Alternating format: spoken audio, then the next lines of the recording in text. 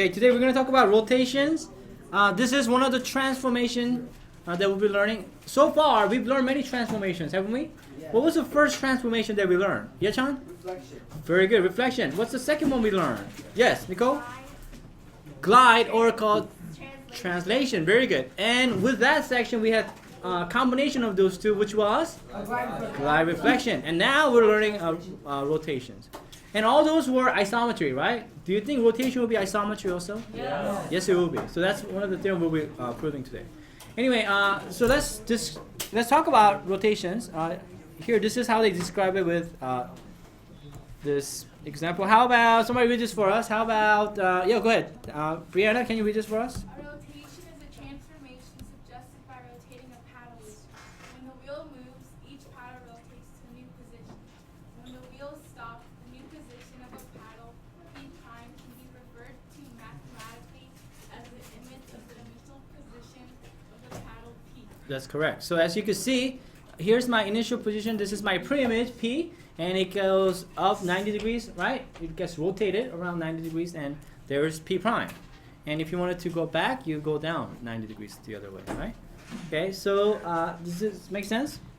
All right, so let's move on. Read this. Now, this is important because they talk about... Do we need to write it? Not yet. What's positive and negative. So here, somebody read this for us. How about Austin? Can you read this for us? Sure. For the counterclockwise rotation shown about point O to 90 degrees, we write Rotation around O, rotation around O 90 degrees, huh? degrees. Hmm? A counterclockwise rotation is considered positive, and a clockwise rotation is considered negative. Good. Stop right. I'm going to stop right there. Go ahead and write that down. That you need. Okay. So this is how we're going to define positive rotation versus negative. Counterclockwise rotation is positive, and clockwise is negative. So write that down. That's important. So as you can see, if I go from my pre-image P to P prime, is that positive or negative? Positive. Positive. But if I go from P prime to P, that would be negative. Okay. Very good. Up and down. Yeah. So write it down. I'll wait. Okay. Somebody read this for us. If the red paddle. How about Samantha? Thank you. If the red paddle is rotated about 0 clockwise until it moves into the position of the black paddle. It's actually O. Sorry. Yeah. Oh, clockwise. Mhm. Until it moves into the position of the black paddle, the rotation is denoted by rotation about O negative 90. Negative 90. Yeah. And so very good.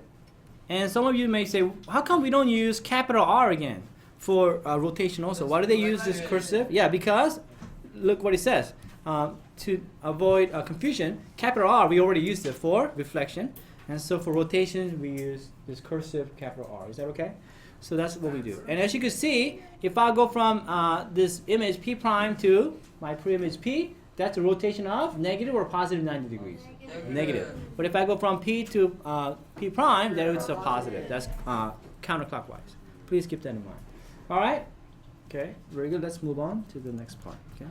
All right, so somebody read this for us. Full revolution. How about, anybody want to read this for us? How about Kevin? Go ahead. Thank you. A full revolution or 360-degree rotation about point O rotates any point P around itself so that P prime equals P. Yeah, that's pretty obvious, right? If you were to rotate a point around O, 360, you're back to where you were.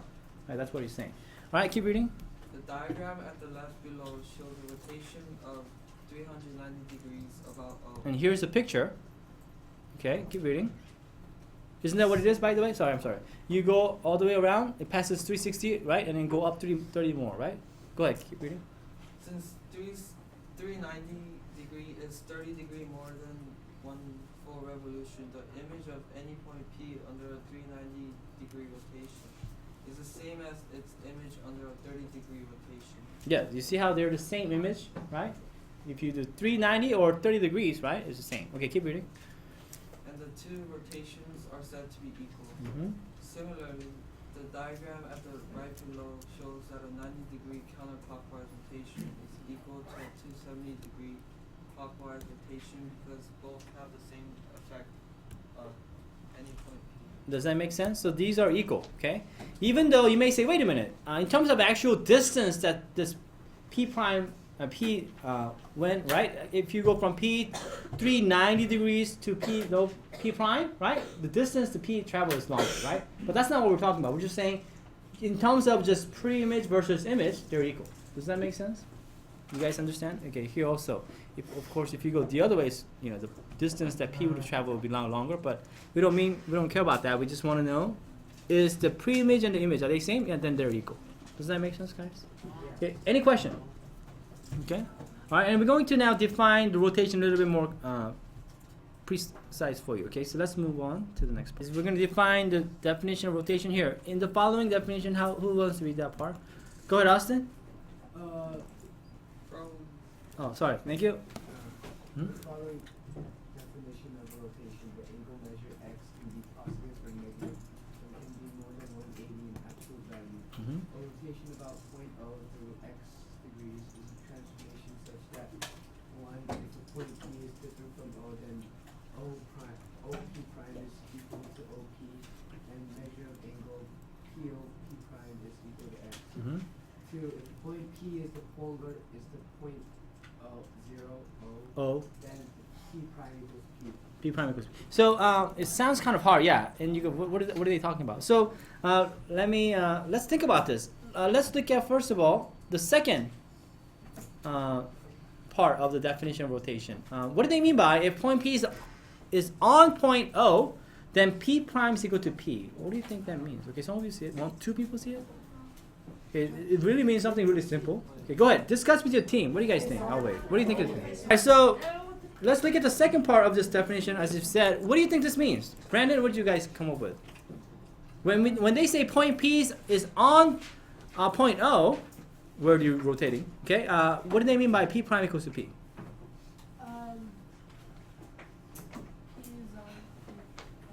Okay, so let me give you a hint. Look, here's the O, right? Do you see my P is right here? Is P on O?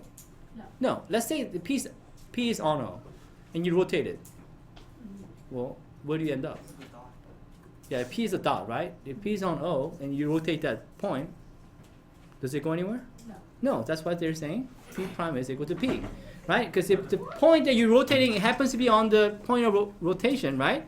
You don't go anywhere. You stay at the same exact place. Yeah. Yeah. If this P is on O, you can rotate this anytime as much as you want. It doesn't matter, right? You're going to be at the same place. But here comes the first case, which is more interesting case, right? If the P is not on O, what do they mean by OP prime and OPs are equal?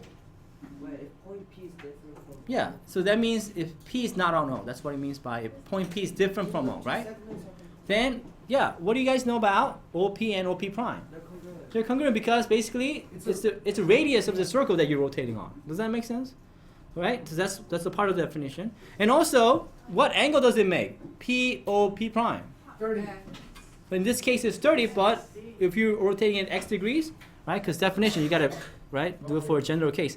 If you're rotating x degrees, guess what? This angle measure will be x, POP prime. Does that make sense? So it's exactly what we had. It sounds kind of hard, but it's just describing a rotation in a more detailed way. Does that make sense, guys? Are you okay with that? And of course, we want to prove that rotation is then what? Isometry, right? And we know it. So that's a theorem. So let's write this down. So let's prove this theorem. We said that this was true. Rotation is an isometry. Well, how are we going to show that rotation is an isometry? What do we need to show that some transformation is an isometry? You know, we've been doing this every session. What do we need here, guys? Grace? Show what's congruent, you're right? Segment, exactly. If you have a segment, you need to show that every segment, if you were to apply this transformation, every segment would map to congruent segment. Every segment, right? So we need a segment. How many points do you need for a segment? 3 or 2. Okay, you need 2 points for a segment, right? Yeah, some of you said 3 because you need the where you rotate around, right? So, but the actual segment, you just need 2 points. Would you not agree? Okay, so you need a segment, and you're gonna, of course, need a point of rotation. And we're gonna show that after you rotate, that segment will get mapped to a congruent segment. So here's the picture. So which segment are we looking at? OP. OP and OQ. Are we looking at OP and OQ? No, that's not true. O is what? O is the origin or the where you're rotating around. It may not have to be origin. It doesn't have to be. OP and O prime. Exactly. We have to look at. So now you said. Did you say OP and OP? It's PQ and P. Thank you, Jason. Say it again.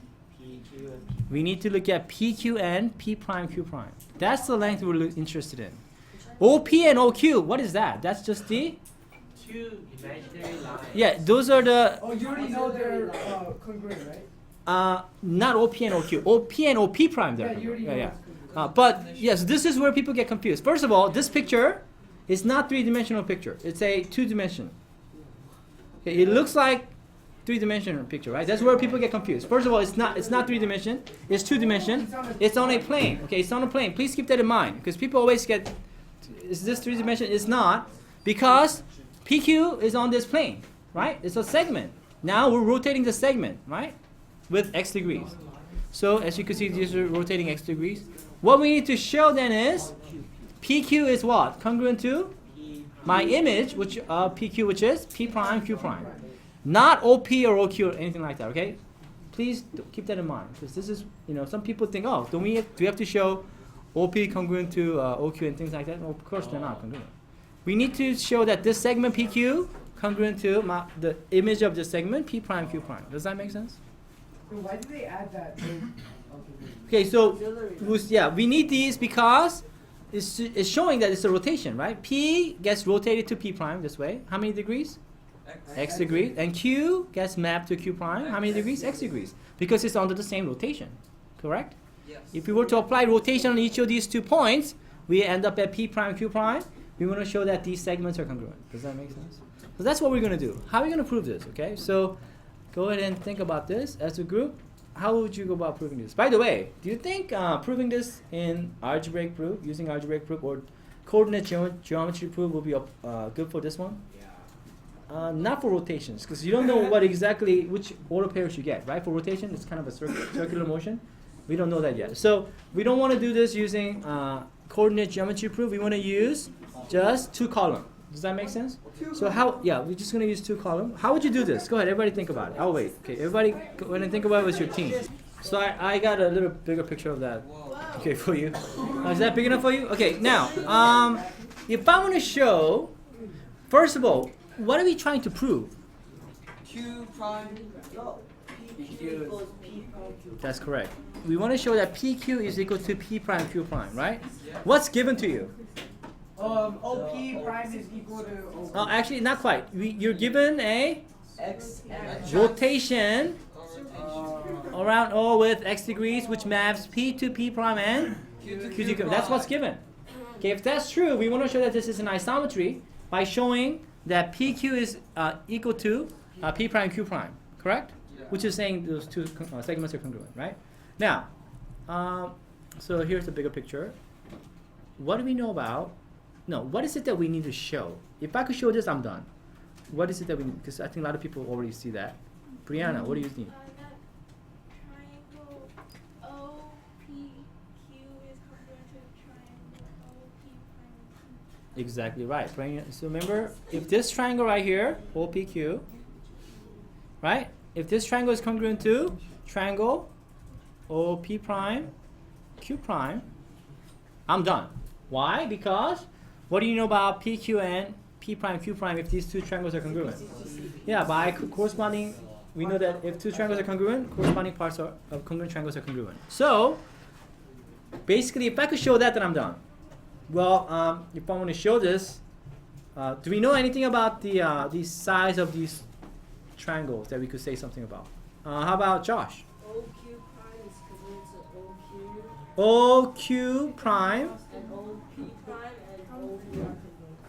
Very good. So Josh is saying because we're rotating P to P prime, Q to Q prime, let's see, you're saying P, which angle? Can you say it again? Sorry. I wasn't talking about angle, I was talking about size. Oh, I'm sorry. Which sides are congruent? OQ prime, OP prime, OQ prime is congruent to OQ. Correct. Thank you. So this is congruent to this right here. Now I got you. Okay. What else? OP prime and OP are congruent. Yes. And what is the reason? Why are those segments congruent? Definition of rotation. That's part of the definition of rotation. Isn't that right? Because when you're rotating, basically, you're going along this circle with this radius, right? So this OP would have the same radius with OP prime, right? And then Q, right? And then Q prime is going to have a different radius, but they're going to be same. Does that make sense? Yeah. Are you okay? Because that's how you rotate, right? You rotate around that circle. They will both have same radius. OP and OP prime, and then OQ and then OQ prime. What else do we know? If I could show this angle congruent to this angle, I'm done, right? But do we know that yet? Not quite. There will be. We have to figure out why, but what other things do we know? 2 people? 3? Okay. Samantha, what do you think? We know that angle POP prime is equal to x and QOQ prime is equal to x, so those two angles are Good. So Austin, would you agree that this angle right here, POP prime, if it lets me write? Yes. Okay. Whoops.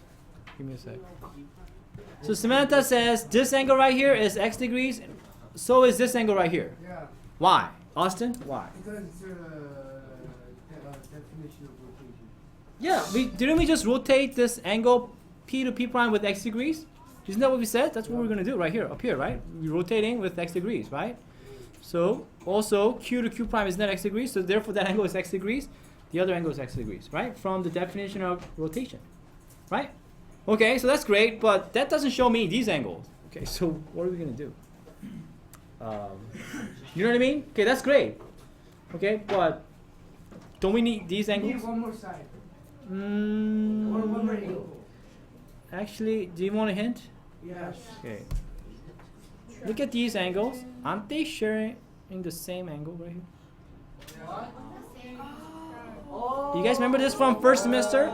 Both angles are both of these angles are x, right? They're sharing the same angle. So let me ask you this. Now watch this. I bet a lot of you guys. Okay, watch. If this angle is y degrees, what must be the angle of this one? X minus. What's this down here? X minus y. Because they're sharing the same angle. Okay, go ahead. Discuss with your group. I'll wait. Go ahead. What do you think? Help each other. So guys, please don't think that this is three-dimensional picture, right? People keep on thinking it's like piece of cheese or something, you know, like this is not a piece of cheese. This is just right on a coordinate plane. Okay, it's a two-dimensional. Yeah, because they have this. Now, does this make sense? Here, take away the arrows. To take away the arrows? No, but that's Okay, yeah, fine. But does that make sense then? You know why they did the arrows? Because we're rotating it. That's why they're showing that it's a rotation. Okay, so it's not a piece of cheese. But does this make sense? Now, if that's true, now that we've seen that this angle is congruent by what? Are these two triangles congruent? Good. So I hope everyone sees that. Okay, everyone see it. Now, since the two triangles are congruent, what do you know about the corresponding parts of congruent triangles? They're congruent. So we're done. Does this make sense? So we have shown that PQ is congruent to P prime Q prime. Does this make sense, guys? Do you see how we prove this? So let me summarize this for you. Here we go. So first we said that in this picture, again, it's not three-dimensional, it's two-dimensional. We know that OP is equal to OP prime, OQ is equal to OQ prime because of definition of rotation. And of course, from here, we say then that the angles OP prime and POP prime and QOQ prime are congruent. Yeah, they're both x. They're congruent. Okay, and by the definition of rotation, and because they're sharing the same angle there, QOP prime, you subtract that same angles from each of those congruent angles, then you know that these angles POQ and then P prime OQ prime are congruent. So therefore, the two triangles are congruent, and you are done proving. Does that make sense? So, do you understand it now? Okay, very good. So if you got this, let's do some examples. Here we go. So here's an example. State another name for each notation. Rotation around O, negative 90, negative 200, 540. Okay, so, okay, write it down. By the way, I'm going to show you how to write this cursive R. Guys, here, the key is you start at the top, go down, make a little loop, and then draw R like this. Okay? Start from the top, go down, okay? Go ahead, everybody try. Oh, wait, okay, everybody try. When you name these, is there only one way to name? No, there are many different ways, okay? So I want you to give me the simplest way, okay, that you could write. There's a different name. Okay, go ahead, everybody try. I'll wait. Okay, think about it. So for example 1, who has the answer? How about Eamon? 270. That's right, 270, right? How did you get 270? You simply, with negative 90 degrees, what did you do? You add 360 to it, right? If you were to go all the way around, you get the same place. Could I have subtracted 360 from negative 90 and gotten some negative answer? Yeah, there are many ways of representing. So it could have been negative 270. No, it would be negative what? 250. I mean 450. 450. That would be the same. Does that make sense? So you can either add 360 or subtract 360 depending on what you want. But this would be the easiest one. What about this one here? A rotation around negative 200? 160 will work. Very good. Could I have subtracted 360 from it? Yeah. So you get the idea. So there isn't just one way. Okay. What about 540? 180. Okay. You could do rotation of 180. Could I do rotation of negative 180? Would that work? Yeah, it works. Yeah, 180 and negative 180 is the same thing. You could subtract. Exactly. You could subtract 360. Or you could, can you add? By the way, listen, I have this. What do you think I all of a sudden have H sub O. So let me show you what that is. It turns out there's another notation for this. Okay, here we go. Let me show you what this is. Young, go ahead. Can you read this for us? A rotation about point O through 180 is called a half turn about O, and is usually denoted by HO. Hmm? The diagram shows that triangle PQR and the image triangle P prime, Q prime, R prime by HO. Notice that O is the midpoint of lines P prime, Q prime, and R prime. Okay. And O here, what do you think this O is? This O is at the Center. origin or like wherever this is. Okay. So if O is at the center, does it have to be at the origin? This O? No, it doesn't. But if O is at the origin, okay. So first of all, H sub O just means half turn. Does that make sense? Same as rotation of around O. How many degrees? 180 or negative 180, depending on how we do it. Right? So that's a half turn. Does that make sense? So that's where I got H sub O from. And if O happens to be at the origin, okay, we could actually write this in mapping notation using coordinates. So imagine Q is at 2, 1. Where would Q prime be if O is at the origin? Negative 1. No, think about it. I want you to think as a group. If Q is at the 2, 1, where would Q prime be if you were to do a half turn, which is rotation of 180 or negative 180? Where would it go? Go ahead, everybody think about it. If it's 2, negative 2, 1, where would it go? So the question was, listen, in order for you to do a half turn, again, the O doesn't have to be at the origin, but if it was at the origin, there's a nice way to represent this using coordinates. If Q was at 2, 1, and O is at the origin, where would Q prime be? Negative 2? That's wrong. It would be negative 2, amen? Negative 1 is correct. So, listen. So write this down. It's basically a reflection. Write this down. Is this a reflection? It's It's not really a reflection. Okay, so write this down.